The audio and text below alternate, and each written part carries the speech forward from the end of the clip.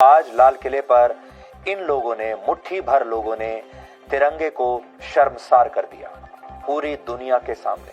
आप देख सकते हैं, ये ट्रैक्टर नहीं थे, इन्हें टैंक बना दिया गया था।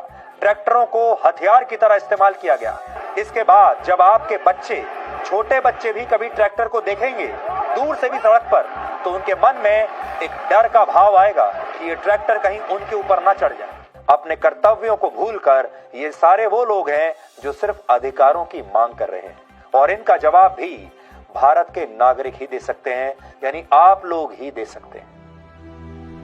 तिरंगे के 3 रंग, केसरिया रंग में भरी शक्ति और साहस, सफेद रंग में लिपटी शांति और सच्चाई, हरे रंग में समाई इस मिट्टी की जरखेजी, प्रगति और अच्छाई, और बीच में कर्तव्य सिखाता अशोक चक्र।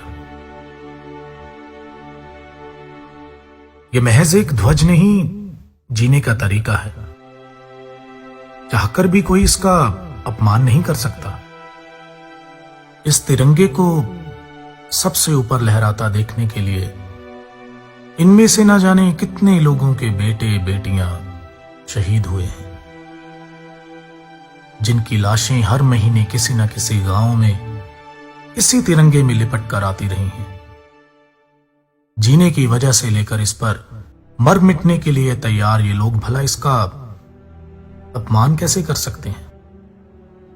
इन लोगों की आंखों में यह चमक इसी तिरंगे ने तो भरी है। इसी के असूलों की हिफाजत करते ये लोग आज यहां तक पहुंचे हैं। असल में ये लड़ाई शुरू ही इन असूलों की वजह से हुई। दुनिया का सबसे बड़ा लोकतंत्र भारत, जिसके गणतंत्र दिवस पर ये किसान अपने हकों की लड़ाई में शांतमयी परेड निकाल रहे हैं। 65 दिनों से दिल्ली की सड़कों पर लाखों की गिनती में बैठे ये किसान। इतने दिनों से ना तो कोई खराबी हुई और ना ही कोई तोड़फोड़, बल्कि आसपास के लोगों और बेजुबान जानवरों का पेट भी इन्हीं लोगों ने भरा। इस बात को नामंजूर नहीं किया जा सकता कि कुछ गरम ख्याली लोगों ने इस लहर की प्रतिष्ठा और आबरू को नजरअंदाज करके इस आंदोलन के विपरीत लोगों को समर्थन जरूर दिया है। मगर सवाल तो यह है कि ये सब आज ही के दिन क्यों? क्या सरकार इस बात को जानती नहीं थी या जानबूझकर इस बात का इंतजार कर रही थी कि कुछ ऐसा हो और इस लड़ाई में बाधा डाली जा सके? और जरा सोचिए, इस सब का फायदा किसको होगा? क्या किसान खुद चाहेंगे कि लोग इस लहर से टूट जाएं? क्या वो चाहेंगे कि जो ये सरकार ढूंढ रही है वो थाली में परोस के दे दिया जाए? इन सब चीजों का नुकसान इस आंदोलन को ही है, तो कोई भी भला अपना नुकसान खुद ही क्यों करेगा? इस बात को जरा सोचिए और समझिए। तकरीबन 90% किसान अपने तय किए हुए रास्ते पर ही थे, लेकिन किसी भी नेशनल मीडिया चैनल ने यह बात नहीं दिखाई, और जो कुछ बाकी 10% लोगों ने किया उसे भी बाखूबी तोड़ मरोड़ के पेश किया गया। हिंसा, दंगे, फसाद,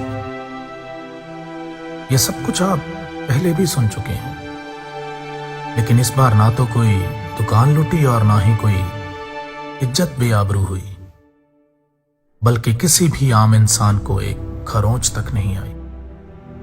ज्यादातर टीवी चैनल्स की हेडलाइन ऐसी थी जैसे पहले से सोच के ही बनाई गई हो। किसी ने नहीं दिखाया कि कितने शांतिपूर्ण तरीके से दिल्ली की सड़कों पे लाखों की गिनती में ये किसान बिना किसी को नुकसान पहुंचाए तिरंगे के साथ किसानी झंडे पकड़कर अपनी हकों की आवाज और बुलंद कर रहे थे। सिर्फ एक तरफा कहानी देखकर अगर कोई अंदाजा ना लगाया जाए तो बेहतर है, लेकिन इस सब के बावजूद बदला तो कुछ नहीं।